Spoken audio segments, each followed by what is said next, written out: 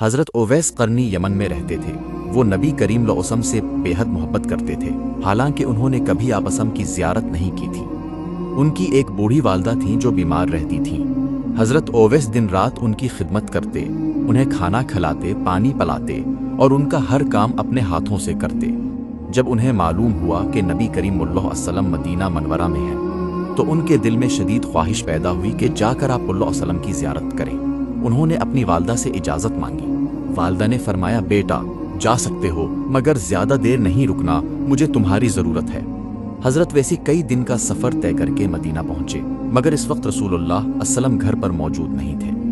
انہوں نے سوچا اگر میں انتظار کروں گا تو ماں سے کیا ہوا وعدہ ٹوٹ جائے گا۔ انہوں نے نبی کریم صلی اللہ علیہ وسلم کی زیارت کیے بغیر ہی واپس یمن کا سفر اختیار کر لیا، کیونکہ ان کے نزدیک ماں کی خدمت اللہ کی رضا کا ذریعہ تھی۔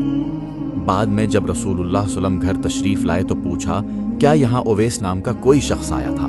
صحابہ کرام نے عرض کیا، جی ہاں آئے تھے مگر واپس۔ اس واقعے سے ہمیں معلوم ہوتا ہے کہ اللہ تعالیٰ کے نزدیک والدین، خاص طور پر ماں کی خدمت کا بہت بڑا مقام ہے۔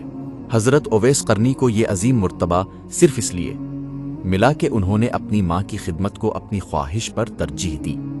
آج ہم دنیا کے کاموں میں اتنے مصروف ہو جاتے ہیں کہ اکثر والدین کے ساتھ بیٹھنے، ان کی خیریت پوچھنے اور ان کی خدمت کرنے کے لیے بھی وقت نہیں نکالتے، حالانکہ ان کی ایک دعا انسان کی زندگی بدل سکتی ہے۔